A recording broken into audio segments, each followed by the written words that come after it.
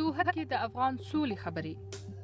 څه باندې 3 اونۍ کېږي چې د جګړې 2 مهم اړخونه خبرو ته ناست دي. خو لا هم پر 2 لانجمنو مادو هوکړه نه ده شوې چې تر ټولو مهمه یې د افغان سولې خبرو کې د دوحې تړون د بنسټ په ډول منل دي. نږدې 1 اونۍ کېږي چې دواړو لورو رسمي ناستې نه دي کړي. همدې ځنډ اندېښنې راپورته کړي دي.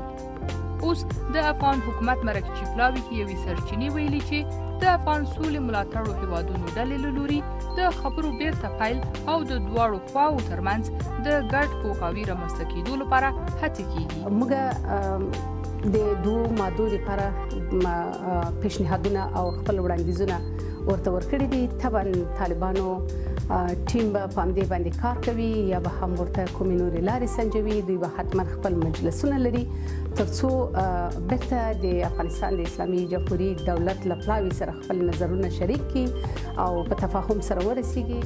دلته په کابل کې ولسمشر غني د پخلاینې شورا له مشر ډاکټر عبدالله سره په ارګ کې کتلي. په دې کتنه کې ډاکټر عبدالله ولسمشر غني ته پاکستان ته د خپل وروستي سفر راپور ورکړی او د سولې پروسې په راتلونکو اقداماتو یې بحث او خبرې کړي او ټاکل شوی د افغان سولې په تړاو د پخلاینې شورا مشر په 2 ورځو کې هند ته ولاړ شي. د دې سفر موخه د افغان سولې لپاره د حمایت جلبول او د سیمه ییز اجماع پیاوړتیا ده. ډاکټر عبدالله به د خپل سفر په لړ کې د هند له مقاماتو سره پر افغان سولې او دوه اړخیزو اړیکو پراختیا خبرې وکړي.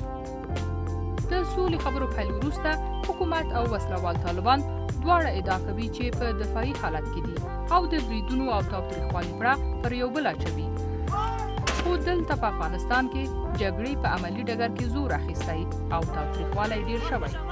د ننګرهار په غني خیلو کې د پرونی موټر بم ویجاړیو لیدو ته چارواکي او سیمه ییز خلک لا هم روان دي. د دې پیښې ډیری قربانیان ماشومان او ولسي خلک وو. لا یې هم په رسمي ډول کومې وسلوالې ډلې پړه نه ده منلې خو حکومت یې پړه پر طالبانو اچوي. امنیتي بنسټونه وایي چې په تیرو 2 اونیو کې د طالبانو شاوخوا 650 بریدونو کې څه باندې 200 ولسي وګړي وژل شوي. نن په کابل کې د ملي دفاع وزارت 2 څارنوالان په نښه شوي او وژل شوي.